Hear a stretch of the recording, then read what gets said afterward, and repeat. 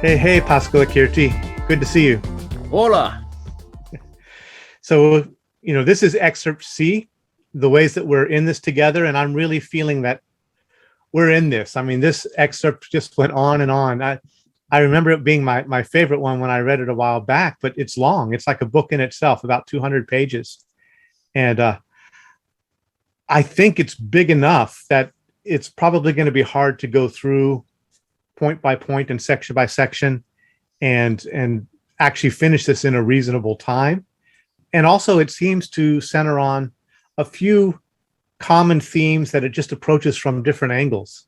And so maybe I think just isolating out some of those themes and circling around them and talking about them might be a good way to go. I know for me, his discussion of the cosmos built of perspectives, his introduction of the zones, notion of teleprehension, his discussion of some postmodern concepts and hermeneutics and solidarity, things like that are what stood out to me. So that's probably where I'll focus on. But I want to turn this over to you first, see what stood out for you and what maybe you'd like to focus on.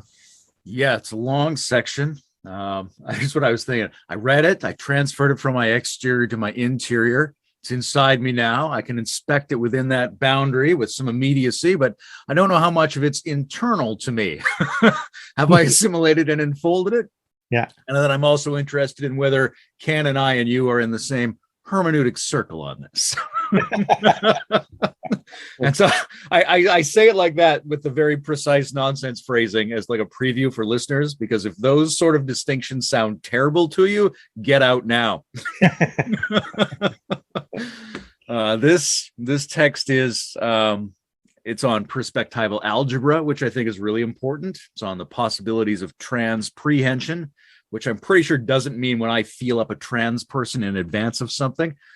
The evolution of we's and their solidarity, but it's predominantly and weaving in and out of this exploration and attempt to get familiar with adding an additional dimension of distinction across the quadrants. And that's what I think is fascinating, because there's sort of he's doubling the number of basic quadrants in the acral model to give us a more nuanced, better mapping of reality. And he's going to point out some ways that you lose intelligibility in certain domains if you don't do that. We're going to be looking at each zone from like outside the boundary of a thing in that zone and inside the boundary of a thing in that zone. But what makes me really curious about that, and this is where I would love your take, Bruce, is whether you think this doubling is a partial fractal reiteration of the quadrants into themselves, or whether we're looking at this in-out axis being a third variable, right? So Wilber's creating these quadrants out of two intersecting variables, an in-out and a single plural. Is he just reapplying that to all the quadrants? And then we could also apply 4 to each quadrant and then 4 to each of those quadrants ad infinitum? Or is this actually an additional variable structure to the first two? I mean, that's an important question from the point of view of generating metamodels. Definitely. Yeah. So I hope we get into that, because I have some discussion around zones and possibly our notions of adjacency and prepositionality and things like that also. So in the way that Wilber sets up the conversation first, he kind of focuses in one area to maybe introduce the importance of a distinction before then going on really to focus mostly on the insides of the interiors for a good part of the excerpt. But first, he does a contrast between systems theory and autopoiesis as pointing to some necessary distinctions that maybe aren't really highlighted in the existing, 4-quadrant model, not very clearly. So there's been some critique. I think the reason he focuses here is often people have looked at systems theory, especially people like Fritjof Capra and some others, Laszlo probably, have looked at systems theory as sort of the new paradigm, the paradigm that can interface with multiple different domains of life, both individuals and societies and ecosystems and nations. And, there's a whole realm that systems theory can be applied to, but it's been critiqued as not being holistic. because it leaves out certain things. And so that's where this distinction that I think Varela and Maturana and others are making, where we don't only have to look at the outside of things, of organisms or of systems, but we can try to take an inside view. And autopoiesis in particular tries to reconstruct the interior experiential and semiotic worlds of organisms, of biological entities. And it balances then what, in the language of the theorists themselves, an outside view and an inside view of basically the same domain. They're looking at, physical entities and systems, but they're able to take normally the outside systems view, which looks at the interrelationships of the elements of a system. It looks at dynamic patterns of interaction, things like that. And then with autopoiesis, with a number of the distinctions it makes, it tries to see the interior phenomenal world space and arena of action that is enacted by any organism. Or, Luhmann later will talk about, the communicative dynamics of social systems, as an interior for social systems. And so there's this inside-outside distinction that's made. And Wilber points out that that's a good step. That's definitely a good step towards a more holistic point of view. But, and actually Varela recognizes this as well, but that it's not really a complete inclusion of interiors, because the inside that's included, with autopoiesis is it's a third person enactment still. It's the recreation or the reconstruction of an imagined interior based on external factors like, the organ systems and the sensory systems and the patterns of behavior and the different patterns of structural coupling between the organism and the environment. And it looks at all those things and tries to reconstruct an interior, the inside experience of the entity. And that's good, but it leaves out really what interiority is like, for us as something that we in some way directly and immediately access in first person experience. And it also, while it looks at semiotics and the exchange of signs and communication dynamics and things like that, it doesn't really talk about the whole domain of hermeneutics, of the subtleties of interpretation and shared meaning and things like that. So Wilber says it's incomplete because it doesn't include those other, elements. And to be a fully integral approach, it would need to include that. But he takes a cue. I think this is one way that you could say the quadrants are, the zone distinction within the quadrants are introduced. There may be a possible inspiration for that, which is noting the inside-outside view that's taken by the system scientist and the biologist. Wilber kind of extends that and applies that over all the quadrants and says we can do this in each of the quadrants. We don't have to just say there's an inside-outside, to the upper right where there's like, biology and autopoiesis, but we can do it all around. And that yields the 8 zones. And so we can come back and talk about that later. But yeah, I think that's how he sets up the conversation.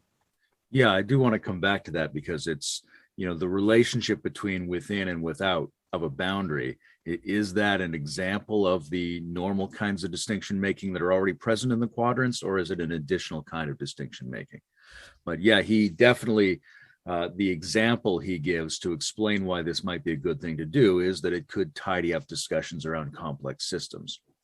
And it could do that in 2 ways, which you just alluded to or described, I think more than alluded to, that there's 2 different ways of speaking within systems theory, right? One of them is describing sort of complex objects and how they relate in a world of other complex objects. And one of them is looking more autopoetically at how the system is self-regulating and regenerating itself in relationships.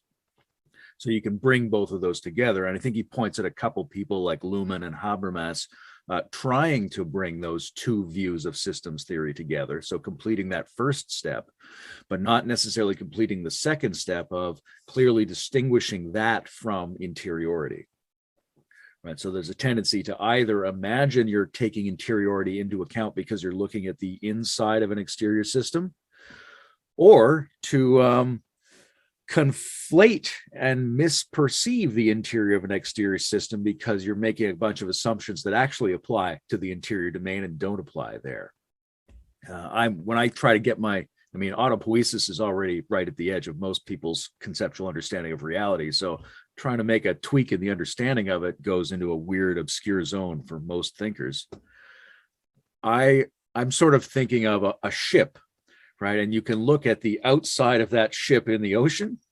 You can also look at the outside of the people steering the ship, right? They've got controls, they're relating, they're modifying their relationship, they're steering, they're doing these things, but you're still looking at them from outside. They're still on the movie screen just as much as the shot of the outside of the boat. So we're within the boat or we're without the boat, but in both cases, we're looking at things. We're not looking at selves or shared experience. This is still all in the thing domain, but there's different ways to look at how thing-like systems interact with each other. Yeah, I think the autopoietic distinction is really important. I know in John Vervaeke's work, whenever he's talking about 4E cognitive science, 3 of the E's are pretty much based on autopoietic science. And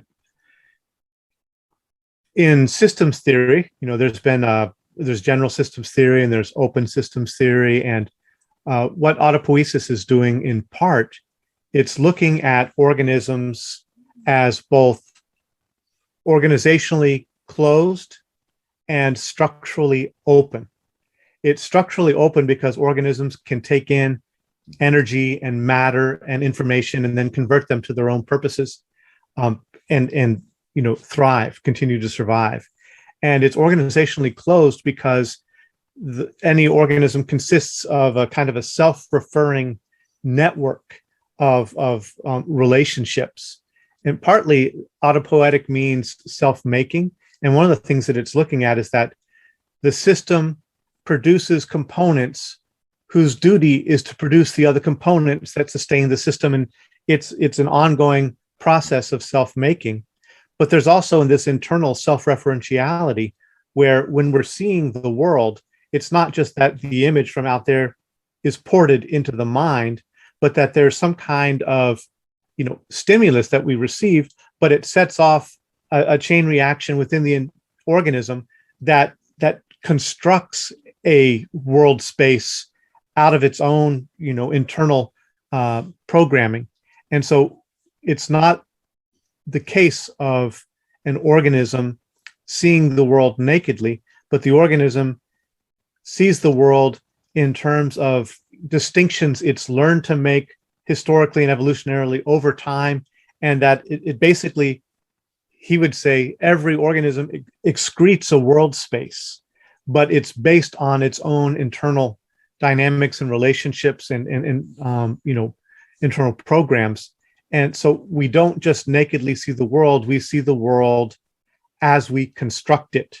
That's part of what the autopoietic view claims, and that's what's being done now, for instance, in the field of robotics, where you don't want to just give a map of the world to a robot.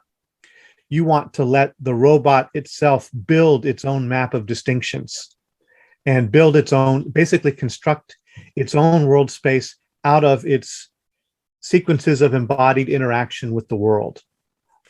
And that allows, for, I think, a more robust and dynamic world picture to emerge that's internal to the organism, internal to the robot.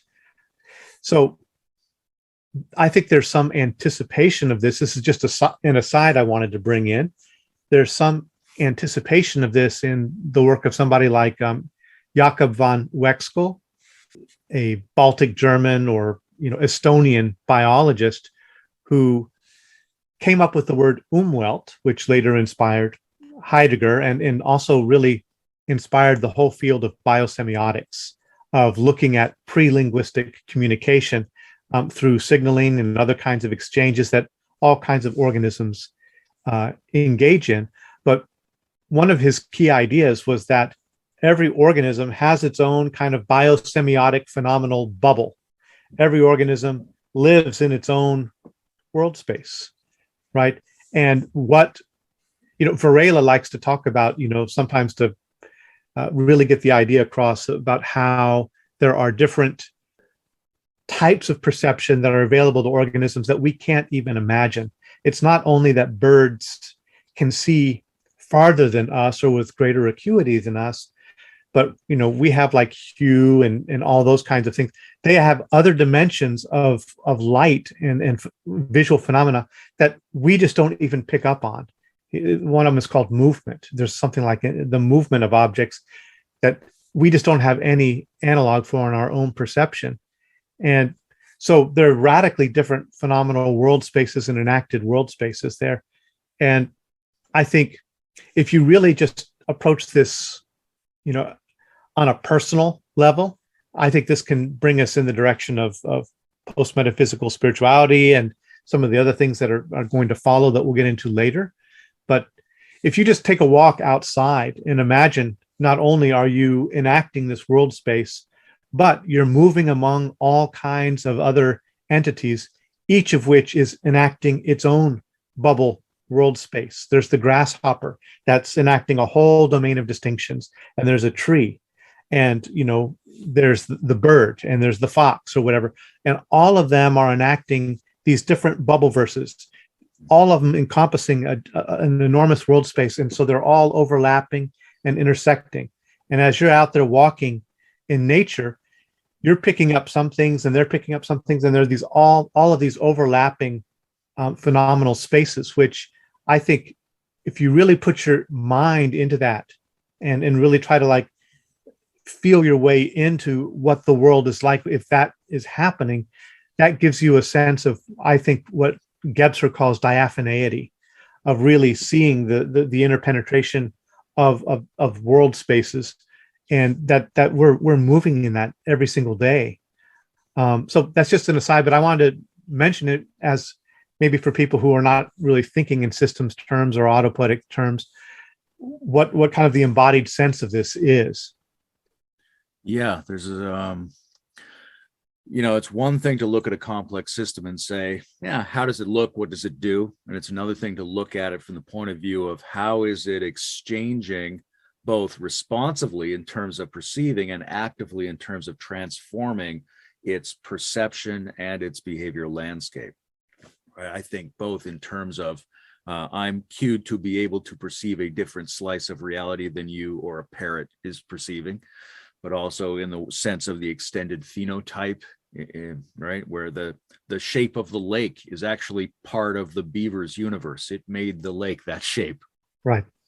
I think this is really important because a lot of our calculations, especially in things like evolutionary dynamics, are often colored by our perception of the world, right? Well, why do the birds like this bright red flower? Then we sort of theorize a just so story about that. But then it turns out the birds don't see it that way at all. It's a very dull color seen through bird eyes. So our calculation was way off.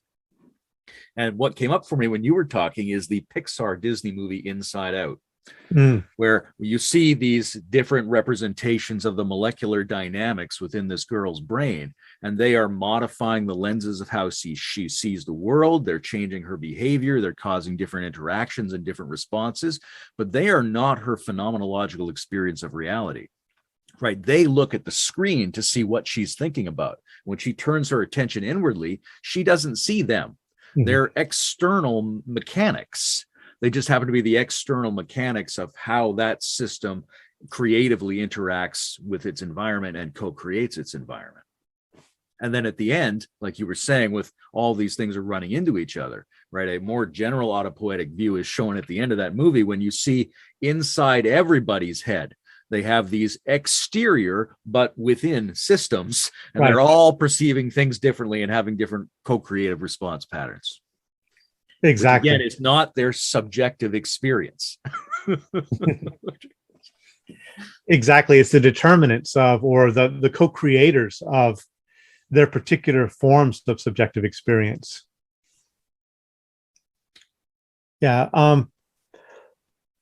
One thing that maybe also just an aside, but Wilber uses this set of distinctions to critique the web of nature, the web of reality view among what he would say is, particularly green spirituality, where the idea is for us to plug into the web of reality and then align ourselves with the patterns of nature, and that constitutes our well-being and our thriving.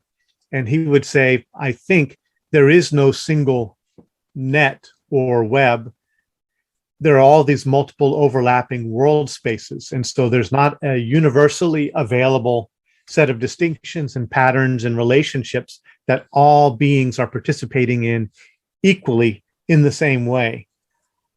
I think there is an overlap, and we could still maybe speak poetically about attuning ourselves to the rhythms and patterns and the networks of nature, but we would have to recognize that what we're attuning to is the world as responding to, mediated by, adjusting with our own inactive autopoietic regimes, and it's not the world itself.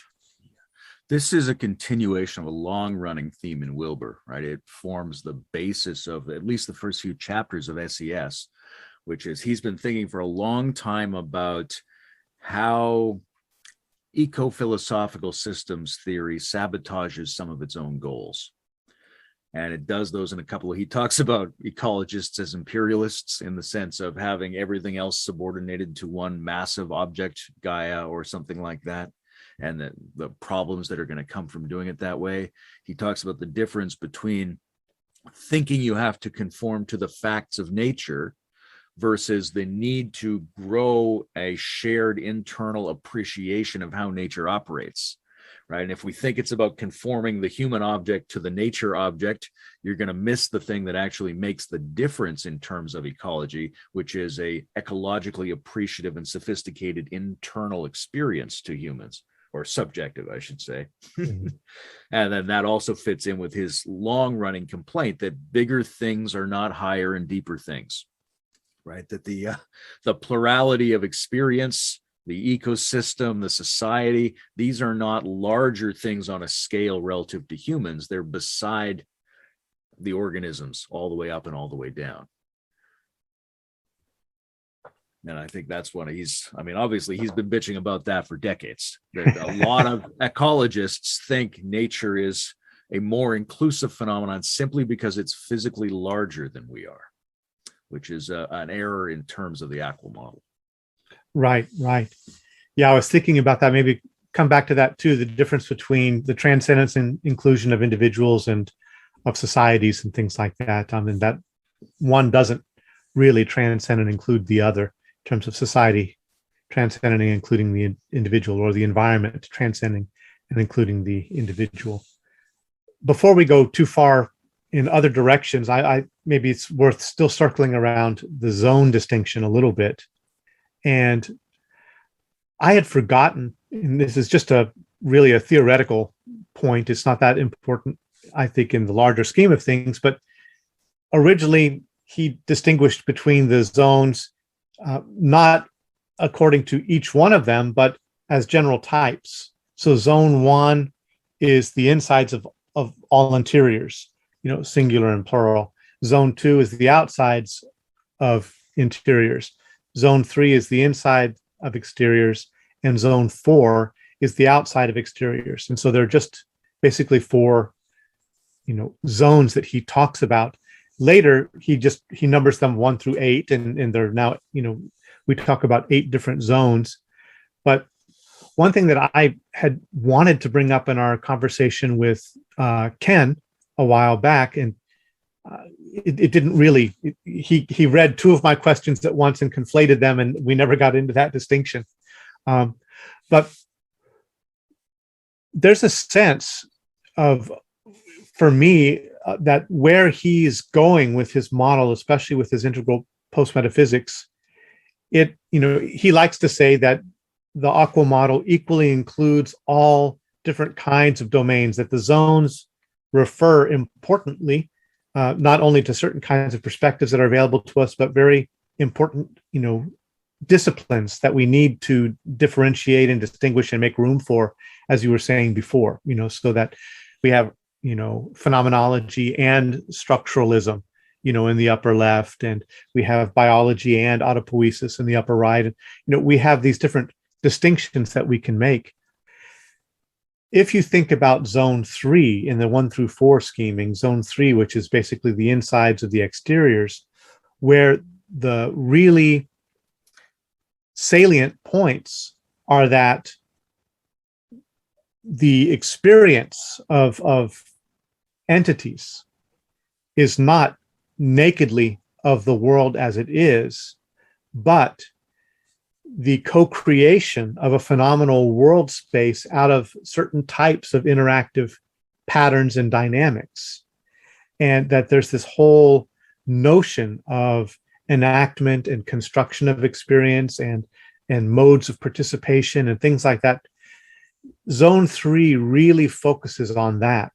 And when you think about exactly what Wilber is pointing at with the whole aqua map, that you have all of these different things, lines, levels, types, states, and all those things, and all of them are aspects of a dynamic system that's influencing how the world unfolds phenomenally and experientially and semiotically for individuals, and that we can't just take whatever we perceive as given, but as something that's yielded by, as you were talking about with your inside out, cartoon dynamic, by these external factors, which are basically helping to shape the manifestation of world spaces, whether they're ordinary perceptual ones or whether they're spiritual ones or, psychological ones or other kinds. So in one way, my sense is that while he wants to make room for all of the different domains and disciplines, and he does draw on all of them, in one way, zone 3 plays kind of a superordinate organizing role for the whole integral project. It's what makes sense of the relationship of all the others to each other. What do you think of that? I'm a little bit torn because part of me wants to be cautious here and wonder if each one of the zones couldn't make a similar argument for being a fundamental organizing feature from its point of view toward the other ones. But certainly when we're dealing with zone 3 as if it was complex systems in zone 3, then I think that starts to converge with what the map and the model itself is. Right. So that in a way, Aqua is a kind of zone 3 phenomenon through which it's calling forth the world that it appears to be mapping. Exactly. Yeah, that's the way I look at it. I think, using my word ontochoreography, you could go through all of those different ones and, make each one the superordinate one and be able to look at the world in that way.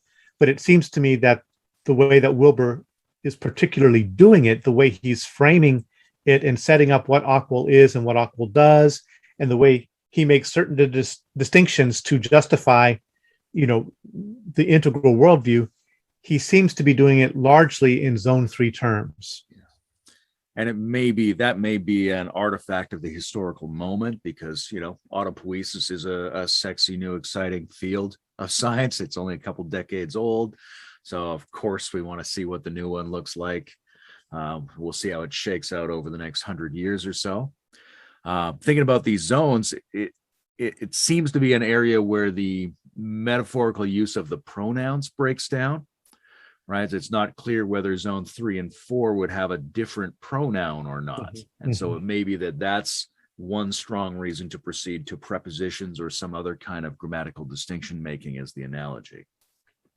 I noticed that Wilber calls these 8 zones event horizons. So that's the black hole metaphor. It's the point at which basically all energy can't be retrieved. And that excites me because that's a certain distance away from the black hole, right? So there's an adjacency being specifically named And so in calling these zones event horizons, the conceptual architecture that he's actually putting forward is one in which the differences between these zones are occurring at proximities. And there is some proximity at which the basic coordinates cease to function in the old way and function in a completely new way. So that's in the back of my, I'm intrigued by that, but I'm definitely not going to call them horizons as he tries to coin in this text.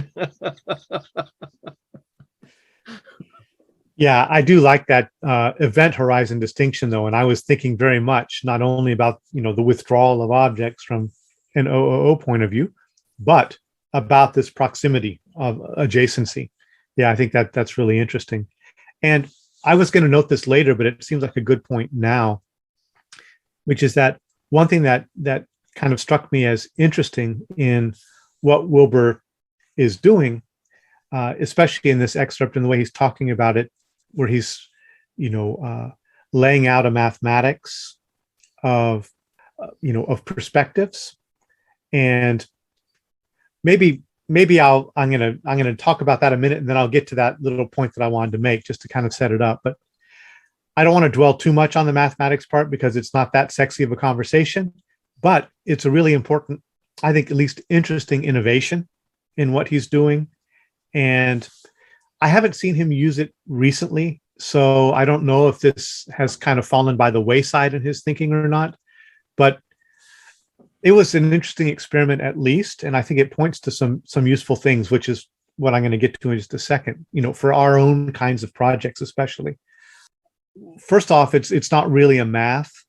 You can't perform any operations with it. You can't do calculations and arrive at new knowledge. It's more of a descriptive thing. It's a kind of an abstract notational system. It allows you to describe what kinds of perspectival dynamics are present in a perceptual situation, or maybe are the underlying architecture of some kind of propositional statements. But basically, it's a descriptive tool. It lets you say a first person is taking a first person perspective on a second person, or a first person is taking a third person perspective on a third person or an object. And, it allows you to kind of map out what perspectives are in play. And I think it's possible that he could develop the integral mathematics farther and actually let you do certain kinds of operations with them, but he would have to, I think, develop them further and maybe introduce some other kinds of elements into them. One thing that stood out to me from the mathematics that's interesting for our own projects is that within mathematics, the different operators, the plus and the minus and the times, and those are all prepositions. And in Wilber's notation system, he just uses the X, and the X can function, somewhat prepositionally, or maybe like a conjunction between these different elements. But it's very, you could say, neutrally framed, or very abstractly framed. He's basically just saying there's a first person with this perspective, but it's not fleshed out into any kind of particular type of operation or relationship. It's just there's a relationship. That's all he's really saying. But he wants to, with the math, demonstrate the relationships of the perspectives. So just that emphasis on really wanting to bring the relationality forward, that's a highlighting of the prepositionality. And I think you could play with it where if you wanted to introduce particular signs that point to different kinds of prepositional relations, then you could intersect and interrelate different perspectives in a more complex and more nuanced way. A long time ago, I tried that just with the quadrants, showing how, the we can have influence over the I or support the I, and use different prepositions to show different kinds of intra quadrant dynamics going on. But the other thing he points out there, and I'll stop, is that he doesn't treat in what this is what you were just saying that I stood out to me is that there's a kind of a breakdown in the pronoun emphasis. And instead he's using first person, second person, and third person as modes of enactment. So for me, that's bringing forward the adverbial. So he's highlighting the prepositional with the relationships, the X between the perspectives, and that central element where it's the one hyphen P or two hyphen P. That's this modal element, this adverbial element, which is showing kind of the mode of becoming, the mode of enactment, that any actual occasion is arising within the horizons of. So yeah, I thought that given our own emphasis on the importance of prepositions and adverbs for higher level thinking, I think it's really interesting that in Wilber's more refined high level articulation of what a integral post-metaphysical world space looks like architecturally, he's also highlighting prepositions and adverbial modes. The adverbial is interesting. So that by taking this to an 8 mode or an 8 frame model rather than a 4, you're sort of replacing the domain of its with 2 different ways of thinking. Mm-hmm. So, okay. I'm open to that. Yeah. This, I think it's very undeveloped, but also extremely promising to have an integral algebra. And I think it could, much in the same way, I think hexadecimal is used to convert base 10 to binary for humans dealing with machine code. So there's a sense in which something like an integral algebra could be a conversion language between an AI and a human species. If we want, at least descriptively, to be able to put the complexity of human perspective taking into terms that a machine could recognize, rather than it having a dangerously simplistic notion of how we take perspectives on things. So that could, with some elaboration, turn out to be Wilber's most important or lasting contribution. But unless he's been secretly developing it these last 20 years, I don't think he's going to put much more work into that area. But I think it's tremendously promising. And I think it would need to be pushed to the point where maybe we could make some operational or computational and not just descriptive use of it, like you were saying. And that prepositions might give us a sense of a broader set of mathematic-like operators that we could use to perform a richer set of possibilities. And because the way it looks is so algebraic, my thinking goes, well, what would happen if you took it into a calculus, right? So that you're going to have differentials and infinitesimals, and that might be a way to bring in certain kinds of adjacency into that picture. So there's a possibility for all you kids out there. There's a wide open field of integral math, perspectival math, that we really should be working on. And it's really hard for almost anybody, first of all, to hear about it, and then to see what it means, and then to see what it could mean, and then to think of what you could do to extend it. So it's a very niche market, but it has huge potential if anything pays off in this zone. One of the other things I wanted to say about this sort of part of the text was something I really liked and something I didn't really like. What I didn't really like is he says a lot of things if you're the kind of person who accepts that consciousness goes all the way down, then push it all the way down. But if you think it starts here, we can start from there. That's fine. And what a reasonable position, but it's kind of sophistry. Like he kind of bypasses the entire thing and takes no position. So I'm a little bit sketchy on that, as fun as it is. The thing I loved is when he talks about consciousness as being assimilatory rather than a priori, which is a little bit of a bastardized bit of Latin, but it really helps you think like, okay, we're not talking about subjectivity as being the base. We're talking about it being with at every step. And so I'm going to call that assimilatory in my mind from now on. Yeah, I like that as well. And yeah, for the integral math, he commented that you basically need like a 20-year-old testosterone infused male typically to go so deeply into that nerdy territory and develop it. So I would say it's to be correct, it's not only males who can do that, but definitely for us 40 and 50 plus people, it's beyond our capacities right now, probably.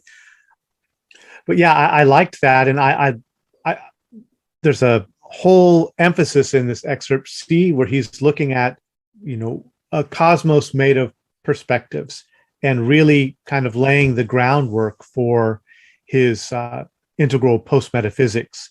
It's in excerpt C and later in excerpt D. He's really going to be talking about the architecture of an integral post-metaphysics. And in earlier writings, he used to say that I think it's in the Wilber 4 work, especially Sex, Ecology, Spirituality, he used to say the universe is composed of holons, all the way up, all the way down. These, nested, communing, and agentic whole parts.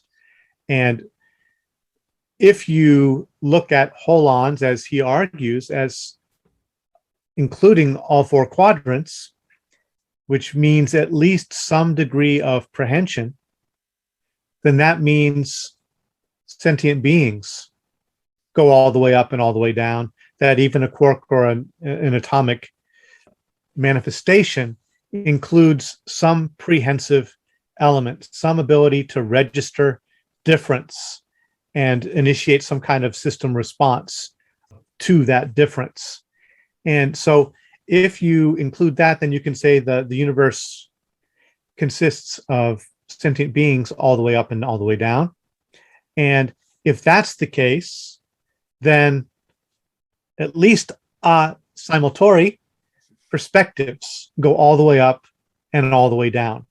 And so I think that's one of the, the metaphysical justifications he gives for making the argument that the universe, the reality, is composed of perspectives more, before it's composed of anything else. It's not really a before in some ways if it's a simultaneously, but he wants to say that anything that we isolate out in our traditional or modernist or whatever metaphysics, whether it's consciousness or awareness or perceptions or matter or energy or sentient beings or holons, any one of those items that we would single out as the fundamental element in reality, all of those are basically third-person abstractions. They're always already a particular perspective that we've drawn a circle around, but that there are other perspectives that we could be taking, and there's first person and second person perspectives that are left out.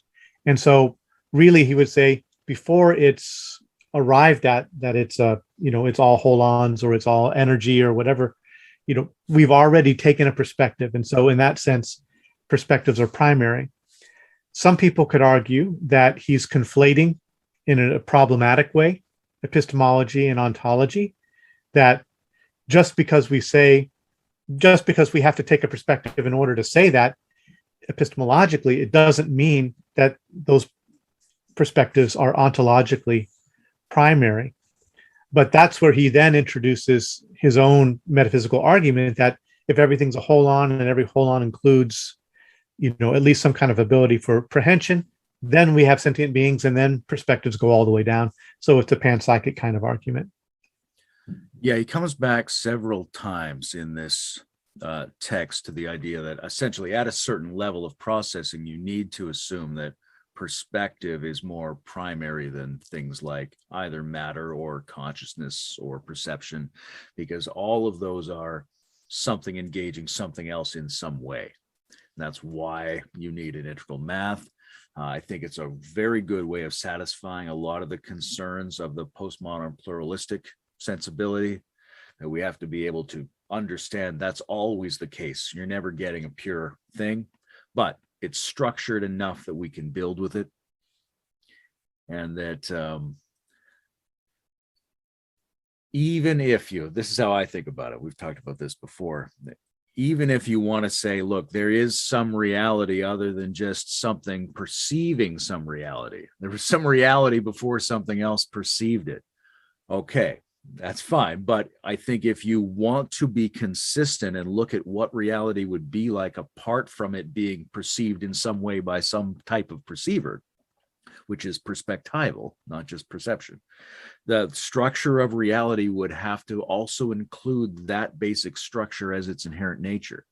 right? That a relational perspective like and infinitesimally receding or event horizon kind of transaction would have to be built into the ontology. If you separate the ontology from all the possibilities of perspectives taken on that ontology, then you're left with a perspective on things that are inherently perspective like, such that when they are unfolded as a world, they take the form of perspectives on other perspectives. So I think Wilber's you can critique Wilber, but there's another way of saying you can't get out of that perspectival model. Even if you assume there's an ontology apart from perspectives, really it isn't, because the perspective is just built inside the ontology rather than the ontology being subject to it. Right. And I think that's a move that object-oriented ontology made, is that rather than, the postmodern, concern with perspectives and indeterminacy and all of those things as being just pretty much part of the field of epistemology that leaves us ontologically adrift, in a sense, object-oriented ontology and speculative realists folded that into the ontology to say the ontology necessarily includes that perspectival element and that indeterminacy and the slippage, the withdrawal, all of that. So I think, even though I don't think Wilber was reading speculative realism at the time, I think in some sense he was in alignment with where, and even in some ways presaging what was going to unfold, in the later decade as object-oriented ontology. Definitely, there's still more of a materialist slant to object-oriented ontology, but it's a curious materialism that does seem to have some kind of panpsychic element running through it to some degree. I would like to, sorry, I don't want to cut you off there. Yeah, I'm just, maybe we can negotiate. We were going to go. I was just going to make the one comment about the postmetaphysics and the postmodernism. Does that align with what you were going to do, or? I wanted to come around to the question of the immediacy of ontology and the insides of interiors. So. Oh, good. With possibly with the teleprehension and all of that? Yeah, I think it could segue into teleprehension. Cool. Okay, well, I'll just say very briefly, metaphysical systems, often have been critiqued by modernity as basically not being realistic or empirically grounded, but by postmodernity as naive about, the presence of things, of not recognizing necessarily the constructedness of things, the indeterminacy of perception, and basically indulging in the myth of the given, or the metaphysics of presence. And what Wilber is doing with this perspectival metaphysics and the perspectival math and all of that, I think, is trying to respond to the postmodern concerns about the naivety of a lot of metaphysics, and basically the kind of the view from nowhere that seems to be a pretension of metaphysicians, to adopt the view from nowhere and see the totality, right? Wilber is wanting to at least respond to that in some way, and through the recognition of autopoietic enactment and the emphasis on perspectives, to say that reality is, whatever motto we're putting forward, whatever metaphysics we're putting forward, it's always situated, co-constructed, enacted. You can say for sure that in a metaphysical move necessarily requires you to try to transcendentally deduce what are the preconditions for whatever world space that you're describing. So there's this move to step out. But again, there's a recognition that you never can quite fully escape that gravity, right?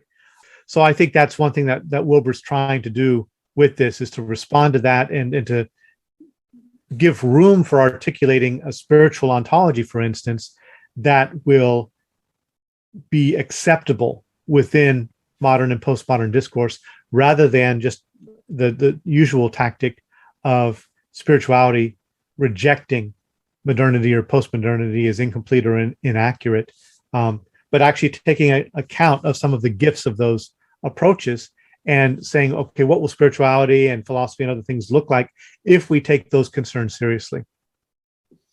Yeah, very much so. So by way of a transition toward teleprehensions, I want to shift into the subjective zone. And so we're talking then in this text about what that zone looks like as an inside and an outside, or within the boundary of self-experience and outside the boundary of self-experience, which is a little bit of an odd thing to think about for some people. So if I talk about my mind, I'm not talking about an exterior phenomenon, but I am talking about it as if it's something I can point to, which is a little bit different than what Wilber calls the immediate or direct experience of my perceptions of things. And he says a very interesting thing, which is even if phenomenological experience is structured, mediated by something, right, offset, or maybe the structure of the other is an inherent part of the structure of the self. There could be all these different ways when you look at it that it's not immediate, but it's immediate when you encounter the result of that process. So he's being very specific at where he locates the phenomenology, as if it's a sensor, and it doesn't matter how many things the sensor went through before it sent the signal. You get the signal at the moment the signal arrives. And I'm curious what you think about that, whether, because he really seems to think that directness and immediacy is the hallmark of the inside of the interior of the phenomenological domain. Do you agree with that? What's your sense of that? Is it possible there could be constitutive delays and offset that are part of the phenomenological perceiving experience? Or is he correct that to perceive directly as a subject is to inherently have an immediate encounter? Yeah, it's a great question. And I was thinking about getting into something like that with this discussion of his notion of teleprehension and the importance of teleprehension. I think generally, I don't accept, to me, that is still, if he's really wanting to take Heidegger and other people seriously, in a way, that's still an example of the metaphysics of presence. If there's a degree to which we are immediately, there's at least the sense of us being immediately in contact with ourselves.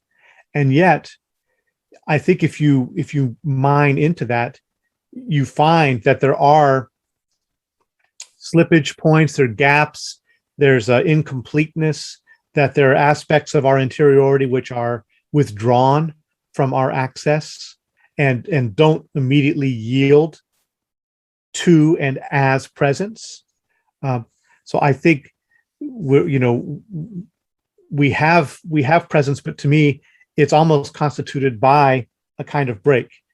We don't really have an access to our own interior that would exempt us from the need to contextually frame it or interpret it. There's always going to be a need to interpret our interior experience. And that's something I was going to get at with Judith Blackstone's work, which I'll bring up in more detail later. But yeah, I don't think, it's possible, just, if self-deception is possible, if it's possible to have shadow, there's a whole range of things that you could follow out that calls into question the totality and the completeness of a direct access to our own interior. And I think what we talked about with our discussion of, the elusive I, there's something about the I that is always beside itself. It's always kind of split and both presenting and receding. Now, my sense is you need at least some minimal next to itself, but it could be minimal. It could be that phenomenology is the domain in which that's minimal. Because I think what Wilber would do is anytime a person adds, well, there's self-deception, there's structure, all these things, he go, well, yes, but all those are in the pointing at the structures part of the interior. They're not in the experiential inside of the interior. Okay, that's plausible up to a point, but I don't know if that could ever completely characterize all those things, or some of them would always slightly bleed over into the phenomenological. Right. I think if you conceive of experience, well, again, it's slippery. There's a yes, no, there's a yes and right there, in that, okay, there is an experience which is immediately accessed, and yet that experience is not, in a way, just given. There's all kinds of things behind the manifestation of that type of experience. It's enacted in a particular way. So while there is this kind of intimacy of contact, it's questionable, what you can say about the experience itself as, quote, the reality that's free from, all construction, except maybe where you get into like the Dzogchen territory of just looking at, sheer clarity and kind of the unity of emptiness and clarity. Yeah, that's very like, do we have to remove all notions of structure from the inside of the interior domain in order to characterize it properly? And can that be done, right? Well, if I'm thinking of, Wilber mentioned sub-personalities, right? And some things about the unconscious. You go, well, I have these sub-personalities, but I just referred to them. So I'm in the outside version of an inside zone. Right. Okay. But then I'm also potentially in any given moment, one of my subselves might be doing the experiencing, and in another moment, another one is doing the experiencing. So it seems like, in terms of the pure experience, that I'm also made of a plurality that's somehow interacting as a team and takes different versions of my intrinsic subjective perspective. But to say that is to situate myself in the object-like or the outside discourse. I'm describing structure. So if we say any internal experience with no reference to internal structure is the phenomenological experience, okay, seems like that puts a lot in the outside of the interior perspective. But even to say something is a non-structural experience is to make one structural specification, that it's in this non-structural zone and not in the structural zone. So it's got at least a structure. Mm-hmm. Could be the least possible, but it's in there. Yeah. Let's shift over to teleprehension, because he does the sophistry move again, which is reasonable. But because, look, if you accept teleprehension, here's how it might work in terms of this model. And if you don't, just skip this. Right. So that's a bit Weasley, but it's also quite reasonable. And he says there are three possible types of teleprehension that he wants to take into account, at least in principle, that the theory could handle it if it turns out to be real. Right. So psychic powers, the possibility of a transcendent subject who's simultaneously experiencing multiple types of reality, or the notion of a harmonic resonance, where we fall into some kind of situation where we both start to have the same experiences. And I would probably add one more myself, which is kind of the computational idea that two things might sample the same section of the pattern space. Right. Stephen Wolfram has this programming calculation. It shows the shapes that are the same kind of shapes that appear on mollusk shells. So, okay, it's possible that my mind could do a thing that accesses a slice of pattern space that turns out to be the same slice that a crow used when it perceived the cattle or something. So then I'm like, oh, I see the cattle that the crow saw. And I didn't. We might have just both gotten that from the same place. So there's 3 and or 4 different ways to go at teleprehension. How would you like to go at it? I'd like to say, first of all, just what we were talking about before, can there be an undivided or immediate experience? It gets into that tricky territory where basically any experience requires at least some distinction. Without some distinction, there's no experience. And so that gets you to the territory of like John Klein talking about non-experience, or Dzogchen talking about non-meditation, where you're in this space where it's more like a gap. There are no distinctions arising, and yet it's clear. you can point to a kind of minimal clarity or presence there. So again, that's like pointing at maybe still a minimal structure, minimal distinction, but it's very, very fine and thin. It's like I used to do dream yoga and sleep yoga, and sleep yoga would take you through the processes of falling asleep, and you could watch the different sensory systems shutting down until you enter, a deep sleep state.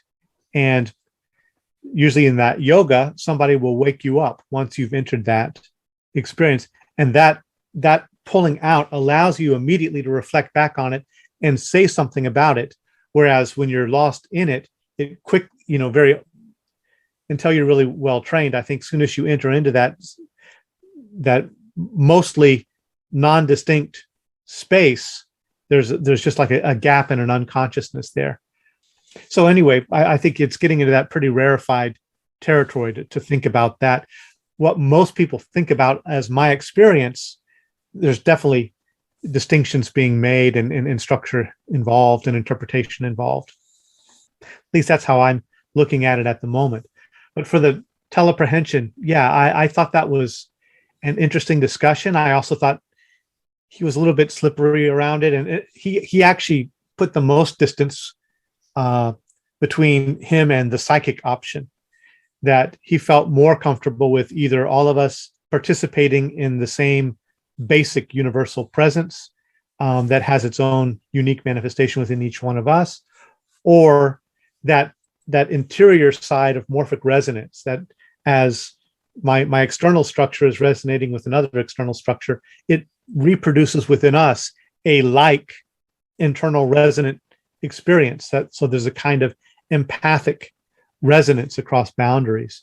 He's questioning, he says there's some evidence for it, but not entirely, conclusive, that there may be ways that we can actually access another person's interior and perceive what they're perceiving, as if from within their phenomenal space.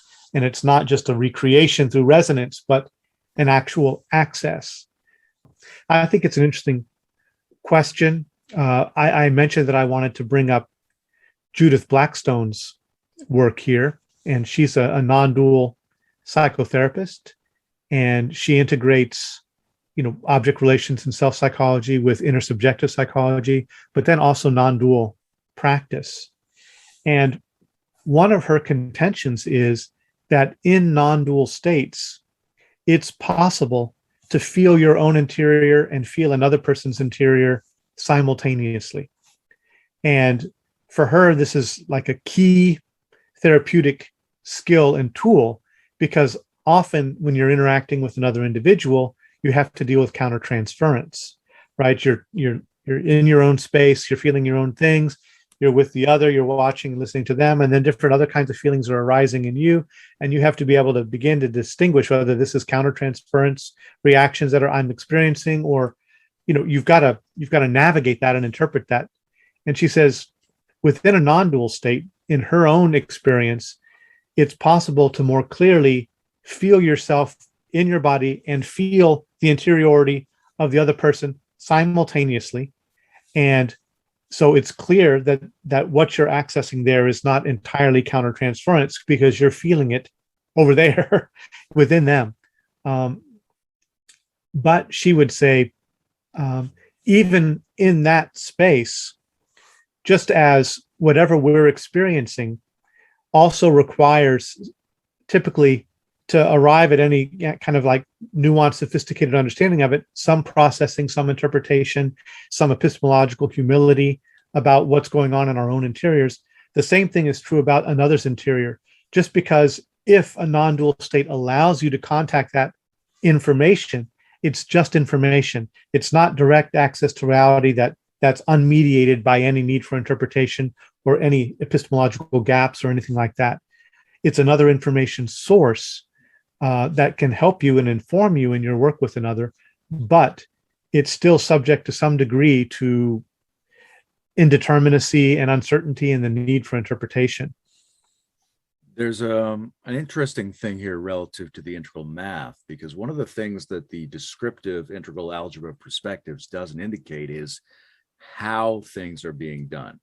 So if you want to make an equation, it's very interesting to go, look, we understand each other if and only if my sense of my inner sense of your insides matches your sense of your insides. Okay, now, was that achieved by exchanging signals, or was that achieved by being the same thing ultimately, or was that achieved by harmonic resonance? Is it a function of non-local entanglements? Is it operating below the speed of light? The equation itself doesn't show you the different ways in which that understanding or equal sign could be achieved in that algebra. So Right. there may need to be an elaboration there to show different ways that that could be occurring, different comportments of the same equality. From my own, experiences, which, we don't need to get into our personal stuff here, but there are sometimes some things that show up that are unique and distinct enough that it casts doubt on me that I arrived at it just by morphic resonance, putting me in a similarly responsive and in co-constructive space as the other. There seemed to be unique and distinct information disclosed that really I can't imagine that mechanism being enough to yield that particular kind of information and perspective. So I am relatively open to some kind of contact, subject to subject, in some relatively direct way, telepathy, feeling at a distance or at an apparent distance, right? So I'm open to that, just because of certain experiences that don't seem to be answered either just by us sharing one kind of abstract universal presence, or us basically engaging in similar autopoietic inactive processes to a degree that there's a dual enactment of similar simulations going on, that there seems to be some kind of contact or access to information that is unique and distinct to the individual that should not be yielded just by resonance. I don't know. What do you think about the other that? way to go is, like I was saying before, the computational model offers a slight tweak on that, which is to say, if this is in some sense a physics of computational simulation, this is an information structure that we're in, and it's comprised of pattern information, and the pattern information is unfolded in a space-time like set of iterations and transformations, then all of the possible patterns are potentially accessible everywhere. You just have to be able to get down your branch to the same kind of thing. So you and I might reach into my available pattern space and find a snippet of information that actually is the same snippet that you get through a different computation. And it's the same information. And we didn't necessarily exchange signals or fall into resonance. So one question is telepathy, in the sense that I've just got something that's in you over here. And then the other one is, well, we both, that thing, you didn't get that out of nowhere. If we both got it from the same place, then it can be accurate about you over there without us exchanging either signals or resonance. Mm-hmm. It just happens to be that we access the same non-locally distributed piece of the information space. Right. Yeah. And then the question would be, what is the relationship between subjects who are doing that? Yeah. And why are they, what about the overall situation enables that similar immediate access to the same point? So there's some kind of, I think, still, unless we just want to say it's random and happenstance, and there is no relationship between those things, they just happen to happen. Or is there something in the overall field that basically put both subjects in the space to do that? Yeah. I don't think we can, completely random doesn't get us anywhere. But there are some versions, right? We could say maybe there's convergent evolution along nonlinear pattern unfoldments in information space, so that we frequently end up on the same page about things. I had another one, but it's slipping away from me. Oh yeah, this is the thing they do in like quantum entanglement, right? Two photons are entangled if they sort of were born together. Right. So, right. So that we are, just like with evolution, if insofar as we can trace ourselves back through time to common patterning sources, we might be able to usefully draw on information that's in both of us because of the initial source point. Right. Right. Yeah.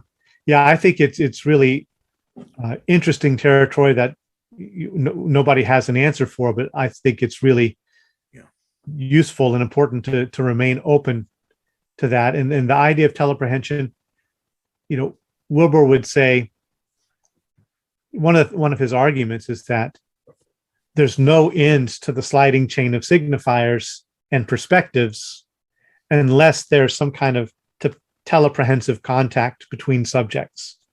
And it might just be, mutual felt resonance between two individuals, but he would say otherwise, you just get this sliding chain of perspectives without any stop to it, without any kind of grounding in reality or mutual contact. The limitations on knowledge that are normally accepted are intriguing, because from one side, there's a physics limitation, which is, well, if you accept the Einsteinian model, no signals should be able to be transferred below this rate of change. Although quantum entanglement arguably bypasses that. The other one is a sort of psychological thing where I assume that my experiences are my experiences, which is a bit of a vain assumption. Maybe all my thoughts are other people's thoughts coming in and out. And I assume that when I say something to you and you understand what I said, that it was where I sent the speech and went over and you decoded it. But maybe you telepathically picked it up and decoding the speech was just your excuse about when to perform that act of telepathy, right? So you could say, well, there's teleprehension at the basis of every understanding event in reality. Now, whether that gets us anywhere or not, I'm not sure, because then you have to understand what teleprehension is, not as a unique occasional psychic power, but as essentially the structure of the intelligibility of reality per se. That gets into some of Boscar's work and also Christian de Quincey. I'll say to you, do you remember? That's probably the work around which we first met back in the Integral Naked days, was Christian de Quincey's discussions on panpsychism. And you and I spent a lot of time diving into that. And it was a Wilberian and de Quincey journey that we took many, many years ago. But maybe I'll start with de Quincey, which is he distinguishes between three different types of intersubjectivity. And so it's kind of like Wilber's three different types of teleprehension, in that, there's different degrees of, intensity, and some of them are more acceptable, conventionally or to the orthodox than others. For de Quincey, intersubjectivity 1 basically just means that that there's an exchange of signals between two different distinct entities, and my interpretation of certain signals conforms enough to yours for there to be basically a kind of agreement and an understanding, but that they're two distinct subjectivities exchange signals, and then they arrive at an accord, and they can construct a meaning space and a we space out of that agreement, right? And so that's the most conventional understanding of intersubjectivity. And then intersubjectivity 2 would be that it's participatory. It's where we are two distinct subjects, but that in coming into contact with each other, we influence each other's experience, and that my being in your presence and you being in mine, we can internally resonate enough that we begin to have a shared kind of experience that is not just based on interpretation, but is more along the lines of Wilber's resonance that he was talking about, that we learn to resonate and participate in a similar space together. And it changes us to some degree. We still remain distinct, but it changes us to some degree. And then intersubjectivity 3 is what he would call co-creative. And that basically there are ongoing, relational fields and dynamics out of which selves are constantly being constructed, that the self is this ongoing enactment of a constellation of different elements in particular kinds of relationship, and that two people in the presence of each other, they're co-creating each other. They're not just pre-given entities that then resonate, but that in the presence of each other, in the exchanges of different kinds of, multiple level fields of relationship, we are enacting ourselves anew in each other's presence, and that it's an ongoing co-creative dynamic kind of thing, which is pretty much the direction that, interestingly, intersubjective psychology has gone. It's using not psychic and spiritual kind of terminology. It's looking more at things in terms of dynamic systems and complexity theory, but it basically sees, self as this kind of complex dynamic enactment that's going on all the time. So that's Christian. I'll talk about Bhaskar in a minute. I'll let you go on first. Yeah. Well, I was just going to say that because I think where we should go next after this is either into internality, externality, or into like membership and how we spaces are generated. And that second example you gave is largely how Wilber talks about we's being generated. It's something that we're sort of modulating each other in order to bring forth. It wasn't necessarily there before because he's thinking about emergent we spaces. So, well, we can come back to that. I think probably membership and we is where to go next after this. Cool. Okay. Yeah. The other thing I wanted to just bring in, especially in relationship to, teleprehension and, whether there's this kind of necessary immediacy of contact, for perception or whatever. One of Bhaskar's contentions, later in his life, as he went pretty deeply with his critical realist work, eventually, for his whole epistemology and ontology that he developed, where he did want to keep epistemology and ontology distinct in important ways, he arrived at the insight that some kind of non-duality is necessary to presuppose for any kind of perception and communication and contact to take place. And he talks about basically different mechanisms for non-duality. One of them is transcendental identification, another is reciprocity, and another is co-presence. And interestingly for me, he uses kind of different prepositional registers for types of transcendence that speak to this mutuality of presence, this teleprehension, this deep participation with things, this some kind of contact, whether it's through resonance or other means, that allows for shared meanings and perceptions. So one, he talks about transcendence into, and that means a transcendental retreat into our subjectivity, into the momentary gaps between thoughts, where it's more of the that gap in consciousness. Then there's transcendence onto, which is transcendental identification with some particular object, content, or being. So there's kind of like a non-dual, momentary non-dual union with your television, with whatever you're interacting with. Then there's transcendence on or at, which is basically when you lose yourself in your work or in making music or something. There's this like broader transcendental identification with something. It's a transcendental agency. A lot of musicians, jazz musicians and others, describe those moments where they cross the line, where the music takes over everybody and you're all in this deep participatory flow and field. That's transcendence on or at. And then transcendence with is like transcendental teamwork, like on a sports team or something like that. And then reciprocity refers to basically different kinds of intensities of relation.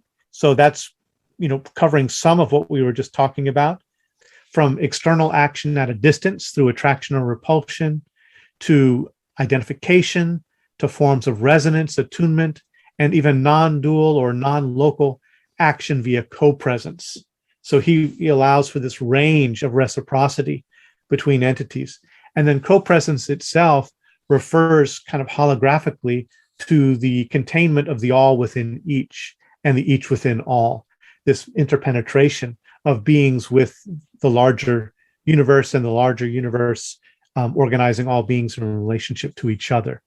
And so he lays out that whole field for us to think about in terms of how we not only perceive, but how we relate and form teams and we's and things like that.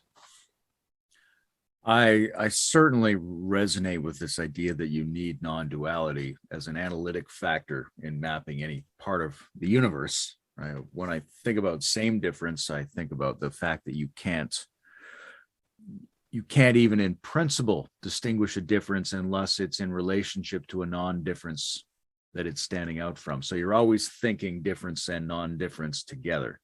So starting to get a vocabulary for the different kinds of ways in which difference and non-difference work together is extraordinarily important. And in terms of the layout you just gave, I'm curious where you think consciousness comes into that, because say a flow state or merger with my television might be an experiential non-dual type reality, but it might not be one I recognize. It's a little bit different from we're working so well as a team, or I'm in such a flow state that I'm not even experiencing the difference, to actually seeing myself appear to come out of your eyes and see me from over there. So do you think consciousness is a different type of this, or do you think it's a different degree or gradation of any one of these types, where some of them are noticed and some of them are not noticed? My own take, and I also think that this is more where Bhaskar is coming from, is that it's a degree where it's basically it's happening. It's part of the ontological, situation, but it's not always epistemologically detected or clear. But it's a precondition for the possibility of detection and distinction making and all of that. Yeah, a thing that just popped up for me is the idea that your recognition circuitry, so to speak, might not always be online. Gurdjieff makes this argument that we think we're conscious, self-aware agents, but the amount of our time we actually are self-aware is pretty minimal. So if you happen to be self-aware and in a non-dual condition, then it will include awareness of that condition. But if most of the time you're not really self-aware and you're in a non-dual condition, then you won't be self-aware of that non-dual condition. Right. Yeah. So do you want to go on with the movement? Yeah, well, let me segue towards some of Wilber's thinking around the we and the development of we spaces by talking about this word membership. He uses it in a specific way that he wants to distinguish from the word strand. So that we're in the lower left quadrant, you can be a member of something. You have an exchanged commonality of signification and meaning with someone. Whereas a system you might be a strand of a system, but that strand is not necessarily a member of anything. And it's an intriguing way to start trying to tease these apart. And it reminded me of what Alain Badiou talks about in terms of inclusion versus belonging. Right? He talks about sometimes I get those terms mixed up. You might have a member of your household that you hide in the attic from the police for some reason, right? So when they come and they say, how many people are in your house? You list 10 and there's really 11. The 11th one belongs to the family, but it's not included. On the other hand, somebody might migrate legally to your country, but actually be a spy for another country. So they're included among the citizens, but they aren't really a citizen. They don't belong there, right? So there's this distinction. And I think Badiou is not as clear as Wilber is in terms of thinking out that one is a kind of objective mapping of communities and the other is a subjective mapping of communities. We are intersubjectively members of something together, whereas objectively you might include me in this set, but I'm just included in a set. We're not really sharing the identity that we expect to have in common between members. And I guess the reason it stands out for me is I've always been a little bit cynical of the concept of membership. We inherit traditional and pre-traditional notions of giving people special rights for membership. right? And sometimes that's good. I have a lot of respect for the institution of citizenship, but it's not clear that by being born somewhere or by officially belonging to a religion or officially belonging to a gender or something like that, that you inherently know what's best for that group. Like I was thinking in Canada, who should vote? I mean, it seems like it should be Canadians, but there's no reason to think a person who happened to be born within a certain geography is inherently better than somebody else at knowing what would be best for Canadians. It may be that there's a bunch of people in Trinidad and Tobago that if they got together, they would make a better decision about the well-being of Canadians than people who are geographic Canadians. So there's a danger in conflating membership, which is a status you get, with the ability to be a good participant. It might be that we lose a lot of our potential gains by excluding the best possible participants because they aren't members. So that's not exactly how Wilber's using it. I think he's using membership more like I'm speaking about participation. Mm-hmm. But I think it's an important potential difference to keep in our minds because the word membership itself lends itself toward a kind of official status thinking. And now we're now best friends or something like that. And it turns out we actually have more in common with someone else who doesn't count as our best friend or something like that. Right. So I like that he's trying to make distinctions around membership, but I'm also wary around that word. Yeah, understandably. And of course, we identify kind of membership consciousness as a, basically conventional consciousness. And it involves some kind of conscious or unconscious assent to a set of propositions to belong to this organization, or to this grouping. And so naturally, I think there's some kind of caution or discomfort around that for post-conventional folks. He also brings in other concepts which maybe don't raise similar kinds of flags and feelings, such as, the notion of habitus or Gadamer's notion of solidarity.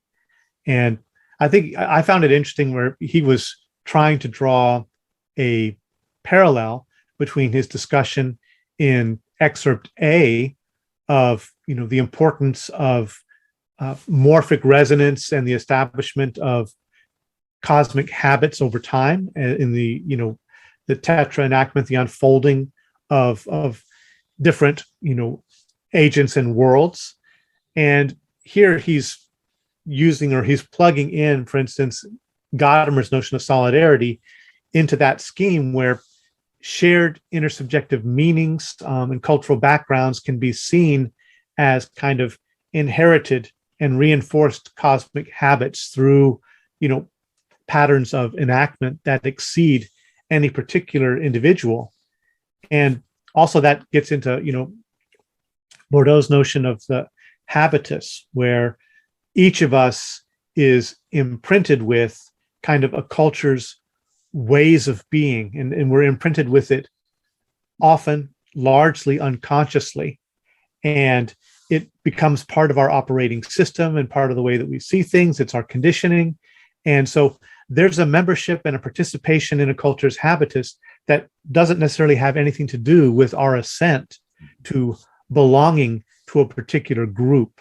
It's even if we don't, I think that's part of the postmodern critique is even if you are a conscious agent wanting to be an ally to minorities and other things through the habitus, you may still be imprinted with and patterned by certain ways of being from a culture's collective history and experience that you carry forward patterns unconsciously.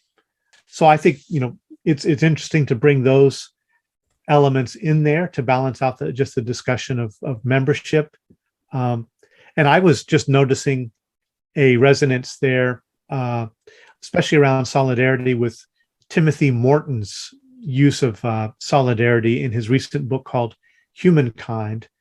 And he's talking about, actually him and Levin both talk in similar ways about how, David Michael Levin, we've been cut off to some degree, at least consciously, from our participation in the larger, you could say, established cosmic habits of the evolution of the whole earthly life world, that we don't experience our solidarity with other forms of life and other entities and beings and ecological systems.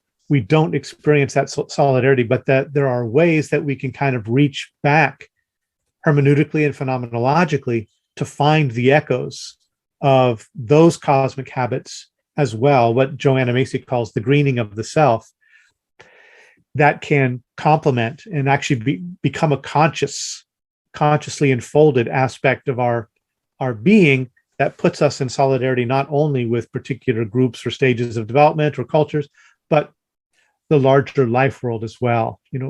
Levin talks about learning to listen for the voices of other beings within our own voice, for instance. Yeah, Wilber, I mean, there's very interesting distinctions to make around solidarity. And I'm glad that you brought up habitus, and because it leads me to thinking about hidden solidarities and hidden non-solidarities. Yeah. Right. That just because we're all nominally in the same group doesn't actually mean that we're necessarily members of the same system. Or I might have more in common. I might be more of a member with someone that it's not obvious that I'm a member with. Right. There's an ambiguity about the unconscious in Wilber generally, I think, but also in terms of these things. When I was thinking about the interior, the inside of the interior of the mind and the exterior of the inside of the mind, it seems like Wilber wants to put all of the unconscious structures in that exterior zone. You're making a structural analysis rather than the phenomenology, but it's not clear to me that there isn't unconscious experiencer phenomenon. Right. Unconscious phenomenologies, just like it's not clear that there aren't unconscious solidarities or hidden non-solidarities within apparent we spaces. Now, when you mention those growths in terms of taking other layers of reality into account in our solidarities, I'm pretty sure Wilber would think of that as a vertical growth. Right. So that he talks about a horizontal solidarity and a vertical solidarity. We might share the same language. We have a horizontal solidarity. We might share the same level or degree of being, in which case we have a vertical solidarity. And that might be distinguished by saying we're both at the encompassingness that takes a lot of those other layers into account. And we can now resonate and have solidarity on that basis.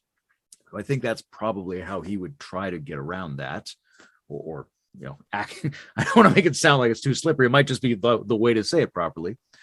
Another thing that comes up for me with that, though, he doesn't get into it too much here, is the notion of asymmetries in solidarity, right? So horizontally, you might speak French and I speak English and French. So I can have solidarity with you in French, but you can't have solidarity with me in English. There's an asymmetry there. Same as vertically, right? If I'm at level 4, then I should be able to understand and empathize with a level 3 perspective, and we share a solidarity, but they can't understand and empathize with mine. Right. So I'm alone relative to them, but they're not alone relative to me necessarily. So there's a whole interesting study of asymmetries of solidarity that are opened up by this kind of description Wilber's bringing forth. Yeah, I think that's an important point. I'm glad you brought in the horizontal and the vertical there. And I think what you just said there, that they don't necessarily have to feel, alone with you. It really depends on how good you are at navigating navigating the multiple levels and being able to resonate and speak from them. Some people are not, they get within a particular framework and they have a hard time, stepping down to areas of resonance within their own developmental being. They're blocked off from that. In terms of like what Wilber's laying out with his whole kind of aqual 4-quadrant or 8-zonal interrelationship of all these different dimensions, there was one passage that I just wanted to read straight from his text that I think really kind of captures a lot of the dynamics of what he's talking about. It stood out to me as like a key passage here. Sure. So he says, when it comes to a holon's capacity to exist or to reproduce itself through time, in short, when it comes to cosmic karma in all 4 quadrants, we find in the upper right quadrant, genetic inheritance, DNA replication, formative causation, individual autopoietic regimes, morphic resonance, gross, subtle, causal, mass energies, and so on. In the lower right quadrant, we find systems memory, sustaining ecosystems, replicating social systems and institutions, dissipative structures, social autopoiesis, reproducing chemical networks, chaos and complexity dynamics, modes of techno-economic production, among others. In the upper left quadrant, we find prehension, prehensive unification, personal identity and memory, ongoing felt awareness, and so on. And in the lower left quadrant, we find cultural solidarity, habitus, path traditions, intersubjective memory, mutual prehensions of thou, we, and the collective interiors or shared insight interiors of mutual grooves in the aqua matrix laid down by any two or more holons existing within overlapping horizons. So there may be some holes in that, but there's also a kind of a nice interquadrant resonance of these replicating and resonating and mutually informing systems and structures. I'm actually curious. I don't know if there's an answer to this, but how much should be taken into account in terms of the dynamics out of which a we is formed? Mm-hmm. Right. So we might say that there's all these we's we're not aware of. Like there's a cellular we and there's a cosmic we, and we're not taking that into account. And so we should, but should we be taking that into account when we're forming a friendship or building a nation or something like that? What should get left out? What should get temporarily taken for granted? And I think that's especially important socially when we look around and say, well, do we in fact know what the sub-we's are out of which we would like to constitute a national identity or something like that, right? Because we're cutting up the population. We're going, hey, well, you're Hispanic and you guys are lower middle income, right? Are these the categories, or should we be looking at some other factors to get a sense of what the actual we's are?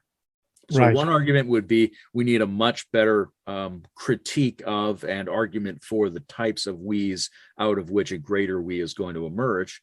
But you could also say, well, no, none of that's important because there's a certain element to creating a we which involves neglecting a ton of things, taking them for granted, standing on top of a pile that you don't know the constituents of, right? So, I'm not sure whether or not we need to have a sense of the lower levels. Like if you're going to go water skiing, you don't need to know what the individual molecules in the water are doing.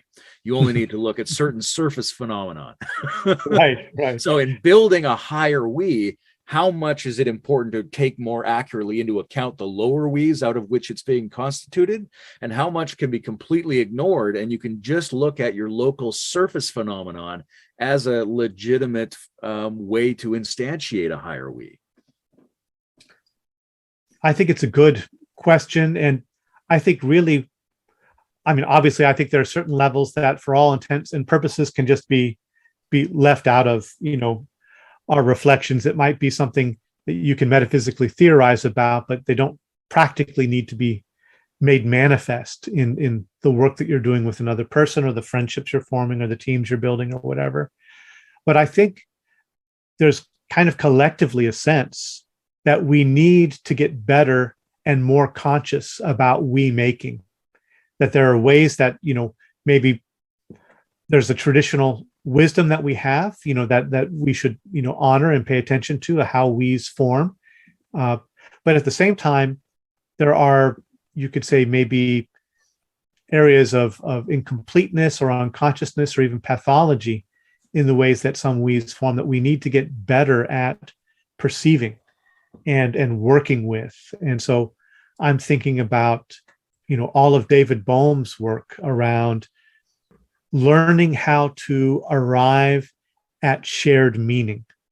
And it doesn't mean necessarily agreeing about a certain given set of propositions or agreeing to be on the same team or saying, hey, I'm like you and you're like me, let's be friends.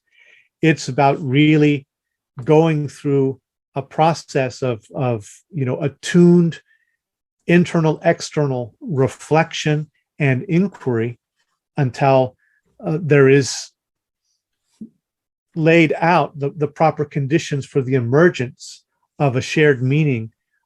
And there's a whole, I think we can explore a lot of technologies around that. And Bohm was trying to do that. And, Theory U is doing that also, particularly looking at the stages that happen in a group, and when you first meet, there's the chit chat, and then what he calls this downloading, where basically everyone just pulls on kind of culturally received scripts on how to exchange and what kinds of things to talk about in a group. And then it progresses more towards authenticity, and conflicts arise. And then there's a working through of the conflicts. And then there's ultimately, if you keep going with it, the possibility for a clearing and an opening where there's a greater authenticity of co-presence and an ability to let go of the scripts and the differences, and allow then what he would talk about as the presencing of the future, for something new and creative to emerge in that we space. And so those are technologies that I think are important for us to keep experimenting with and developing. There's this whole we space movement that you just talked about in the Go and Change video, that both has some strengths, but also has some potential abuses and misuses. And I think it's really important for us to get aware of those things, be better educated and better skilled in that. And I think, Vervaeke with his whole Dialogos project is also pointing in the same direction, learning better to form wiser we's. Not surprisingly, I have some arcane questions around the formation of we spaces. I think it's pretty obvious that there are certain procedures or styles of behavior and communication that make we space formation more likely. And there's also, as Wilber argues here, a sense that there's a buildup over time, that we have more and longer experiences with each other. We get a deeper and more robust kind of we between us. Then I have two sets of questions. One set of questions is around the notion of the we having an agency, as if it's a third entity of some kind. And what you were just talking about, or a few questions ago, a difference in degree between conscious and non-conscious experiences of non-dual. Mm-hmm. So is there something similar in a we space where there's a more conscious we space where it actually acts more like a third entity between two people, mm-hmm. and a less conscious one where it just seems like it exists between the two people? Mm-hmm. That would be an interesting way to think about it.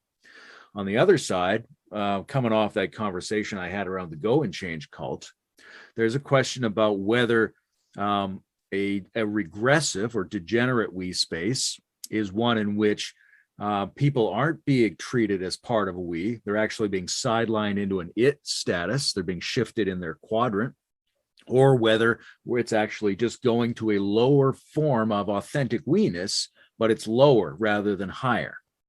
And this comes to a thing in Wilber, because it's a little bit ambiguous for me how he thinks of the formation of a we. Because he's the guy, he's talking about these co-creative but also complementary stacks, right? There's an external stack of structure in the cosmos, and there's an internal stack of subjectivities, and there's a stack of intersubjectivities. And so does the higher we space emerge in its own right from out of the lower intersubjectivities? Or, because he seems to imply that, but then he also gets into this story about how there's a transference from the it to the I you, to the I thou, into the we. And that's a story on a quadrant map where you're starting in the upper right quadrant and segueing to the lower left, which doesn't seem like it should be the universal pattern of the generation of the we, because couldn't you segue any quadrant from any other quadrant? Mm-hmm. So is the we space best conceived of as avoiding the trap of treating other people as things, moving to agreeing with them and being peers, and then really honoring them and getting to some kind of co-participatory we space? Or do we's emerge in their own right by some dynamics of their own from out of other we's? Right. Yeah, a lot of good questions in there, and we're almost at 2 hours. So I think, a couple things, stand out for me. One is Wilber's discussion drawing on Whitehead of the nexus and the regnant nexus. Mm-hmm. And, the compound individual has a dominant monad that can direct the individual. And if it says stand up, all my molecules, mostly, I think some probably fall off. We just can't see that. But most of the molecules, get up and move in the same, direction and respond to the cues of the dominant monad. I don't think there's ever a totally dominant monad. I think there's multiple things going on even within our organic systems. But he distinguishes that between like a compound network or a we, where there might be what he calls a regnant nexus, which is, it's a kind of agentic center for the we, but it's not like a dominant monad that can control all of the elements within the system. It more operates as a kind of set of rules and agreements and kind of pre-conscious, some often pre-conscious conditions that shape the unfolding of experiences and interactions and things like that, and allow for the drawing of a horizon that creates a sense of a we-ness. I reached out before our dialogue to Matt Segal to get his Whitehead take on regnant nexus and how Wilber was using it. But Matt didn't see my text yet, so I can't draw on his wisdom here, but maybe he'll offer us some comments. But in my awareness of Whitehead's use of regnant nexus, it's a little bit different use than Wilber seems to be using it. So I really have to raise it as an open question. Maybe viewers who know this can answer. In a cell, Whitehead would say the regnant nexus is located in the empty spots in the cell. It's the empty spots in the cell that allow for the emergence of, new conditions and learning and forms of change. And it's that gap that actually is what is a kind of a unifying, reigning element within the cellular system. And to me, that's different than just speaking of a hub of rules or agreements that organizes how a system works. I think you could use them both ways, but Whitehead seems to be pointing to something slightly different with that. And I think maybe resonant with some of our own thoughts about withdrawal and adjacency and gap. That gap in the cell is where that, the potential for the reunification of that system dwells. Yeah, I think, certainly if we try to do some mysterious move like treating ontology as fundamentally relational and proximal, right? So that the interrelation comes first ontologically, then you could say that's the regnant nexus in terms of the next to-ness is the structuring principle of the things that are considered to be next to each other. Mm-hmm. It's unclear exactly how Wilber's using this, because I think he's jumping between different quadrants of trying to consider a dominant monad without doing it fully. Mm-hmm. He does describe the way the rules of chess might be considered to be the regnant nexus of the chess game, but that's obviously different than the dog goes into the kitchen, because the dog has a physical skin boundary that contains it. And we can look at the dominant form being the surface or the periphery of the dog that contains it, or we can look at it, like you were saying, as the relational framing spaces inside the system. And both of those would be in a more complex systems view, trying to determine what a regnant nexus is. One thing that came up for me is this idea I sometimes have that a fractal is a cross section of a holon. And the thing about a fractal is you zoom through the fractal space and you keep re-encountering the chaotic attractor. Mm-hmm. So the chaotic attractor is a distinct patterning cluster that seems to define that particular form of pattern space that you're in. It's not the same as the cell physically contains the molecules, but nonetheless, so there's a more central notion of a regnant nexus and a more distributed notion of a regnant nexus, which fractals and chess rules would fall into. That intrigues me. The other thing that intrigues me, and while we've still got some time, I want to get to this question of internality and assimilation and alienness and parasites and things like that, because for anybody who's still with us, Wilber's obviously distinguishing interiors from insides and exteriors from outsides. He's also going to talk about internal and external as essentially the dimension of verticality that's involved, right? That you're internal to something if it has enfolded you as part of itself. Mm-hmm. Otherwise, you're just inside it. Yeah. Likewise, if you're inside an organism, if you go outside the organism, that's not a thing that encompasses organisms. That's just a bunch of other organisms. If you're inside the cell, you go outside the cell, there's a lot of other cells. Mm-hmm. The organism, the animal is not outside the cell. The animal is external to the cell, and the cell is an inherent assimilated part of the internality of that cell. Mm-hmm. Or I used to always say, quarks can't see sharks. Quarks can't see sharks. Right? When they look outside their own boundary, they see other quarks. They don't see a shark. They have no idea what you're talking about if you mention a shark. Right? But nonetheless, they are internal to its system. And they're assimilated. And we can take something into our body like food, and this is where I appreciate he comes to a digestive metaphor here, because just because I ate it, now it's inside me, yes, but it's not internal to me yet. I'm going to take some of it and I'm going to use some of it to make my structure, and then it's internal to me. And a lot of the rest of it I'm going to flush out. Mm-hmm. And then psychologically, the same thing applies, where I might have something in me, I might have a symptom set that is actually like an alien intruder in my psyche. It never became part of me. It's something I picked up from somebody else or from some traumatic event. So this notion of external and internal and how it's distinguished from inner and inside, I think is a really important, interesting way to think about this, because Wilber talks about layers and levels and those kind of enfoldment structures in a lot of places, and he doesn't often stress that internal and external and assimilation is an important way to think about that. You're only enfolded if you've been assimilated. Yeah, I think that's really great to bring up, and it has to do with the degree of internal relatedness, you could say. Just because it's within the boundaries of an entity doesn't mean it's internally related to the entity in any thoroughgoing way. It's only that process of digestion and assimilation, metabolizing, that it actually enters into the more complex relational fields that are constitutive of that being's regime.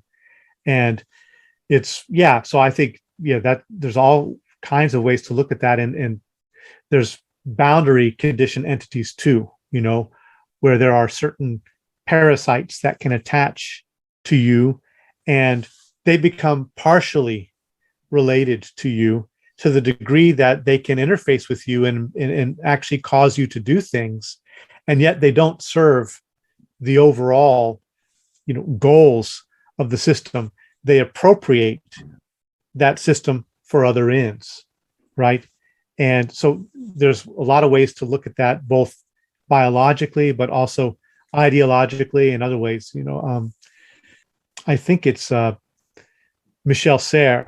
He's got a book on parasites that really looks at, that whole kind of internal, external boundary relation where there can be both an enabling capacity, but also an exploitative and extractive capacity in these halfway.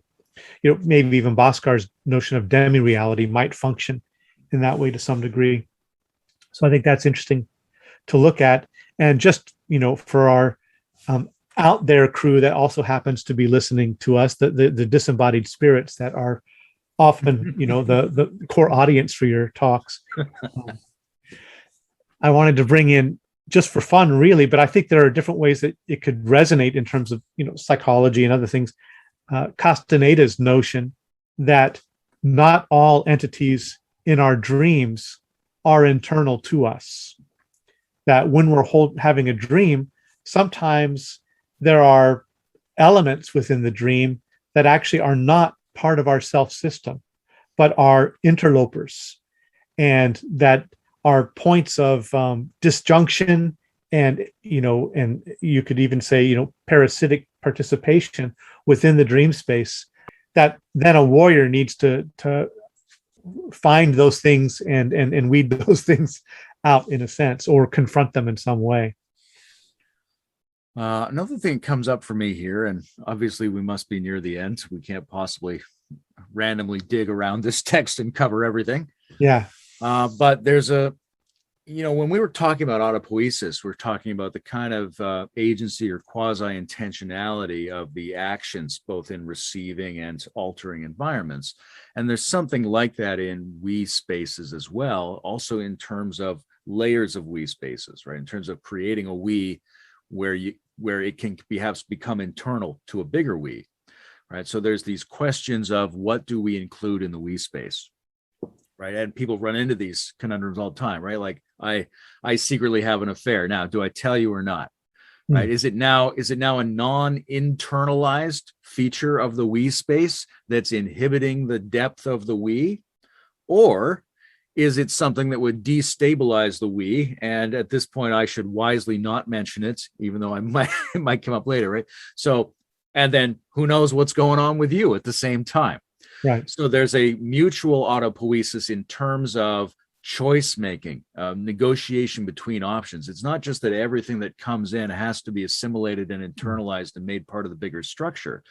All of the interacting agencies need to be making value-based selections, which they might get more or less correct for a given context. But there's a sense that there's a plurality of different ways to handle it, and you're always negotiating, looking for some kind of optimal. And so these are very active processes, and all their subparts are very active as well. And then the other thing is where I would go from that is thinking of this in terms of transactions, right? So it's not just like there's stuff and it all has to be assimilated. There's sets of transactions that have to be managed, and they have to be managed like they would in our body to create an overall health effect. And that means I have to negotiate the transactions of what's coming in or out of the we space. And that gets to a point Wilber makes very explicitly here, is that the lower right quadrant is essentially a zone of transactions, right? It's not quite correct to think of it as social things. Mm-hmm. It's really more correct to think of it as sets of exchanges nested in other sets of exchanges. Right, right.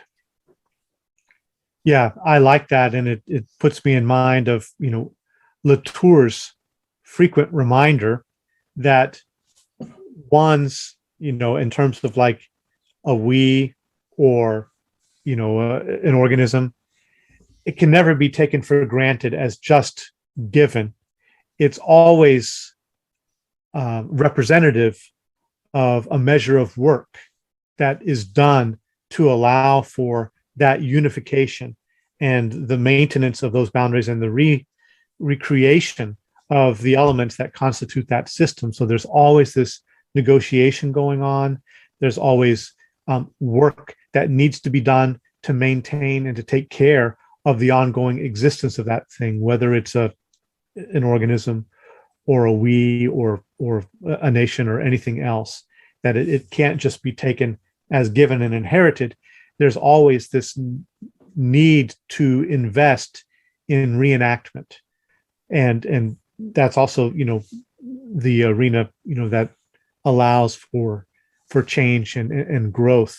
And if we don't do that, we usually end up in stagnation and what we might call degenerative enclosures, to hook into some older conversations there.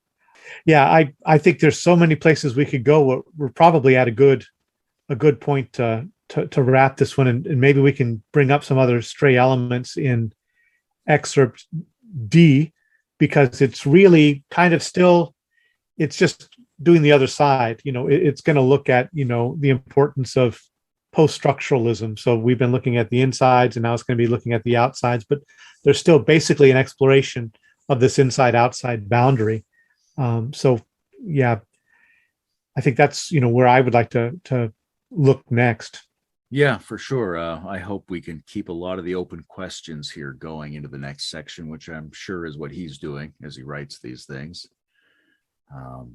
Yeah, I'm very, I guess my largest open question going through all this stuff is the status of conscious and unconscious, And it's interesting when to use the food metaphor for assimilation or making something internal, because it essentially vanishes from your awareness. You see it out here and you eat it, you maybe feel it in your stomach, but if it's assimilated, then it kind of vanishes. Mm-hmm.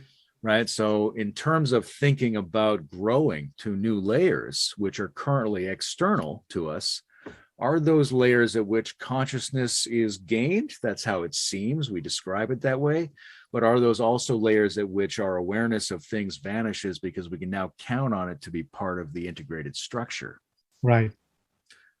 Anyway, this was great because I think, like I was saying before, the perspectival take is terrific, and it's a great way to argue the postmodern towards something that's more universal and coherent. The integral math has a potentially really useful future, thinking through what we's are and where they come from. And I am still not satisfied with the ethically important transition from it to an I, thou to a we. I want to think more about that. And the interesting open questions of transprehension. So, I mean, it's a fabulously rich document. I'm not sure it gets all the way in any of those directions, but it's like a really juicy basket of craziness that shows you the future possibilities of high theorizing. Agreed. Yeah, I think this was as I mentioned, the excerpt that kind of excited me the most. The first time I read through it many years ago, there's just so much here. He lays out so much for, I think, future directions of integral thought and meta-theorizing and psychotechnologies and so many different things that are there. There are a few things that we didn't really get into very much in the area of critique. One of the things is he keeps using the convention of speaking of holons within the quadrants, whereas saying that there's a holon possesses all quadrants. And then, so Mark Edwards has taken him to task around that, whether it's really coherent it depends on what you're looking. If you're looking at a fractal, thing, then, you can do that. But when you're just talking about the holon here and you're only looking at one element, you're actually ignoring a lot of the other elements of that holon that would be in that domain. So, there's a little bit of tension around that. And he in one of his, it's a point that I wanted to get to, that maybe looking at, excerpt D, we can get into it more. But one of his arguments was that a system, a social system, never oppresses individuals.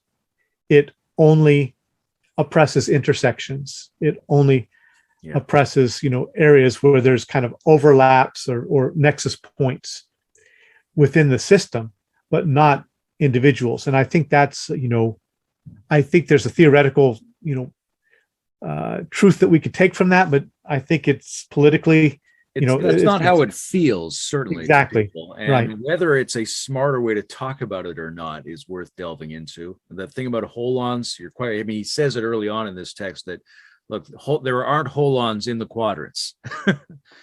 But I'm nonetheless going to talk about it that way to simplify this and explain it. And you're like, okay, that's a weird move because everything downstream of that is going to be ambiguous. Right.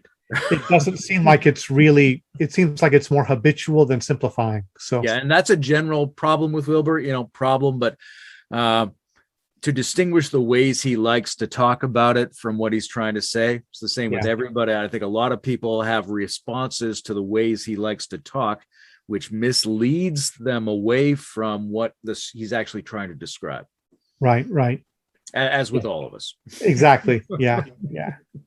Well, it's been a joy. This is, as we always say, this is Sunday church. So it's been really nice to be with you and you into this totally nerdy deep dive. Yeah, I certainly feel, whether I've assimilated it or not, I see a lot of things in this. And so I appreciate the extra reason to go through it with you. Yeah. Great. All right. Well, take care. Cheers.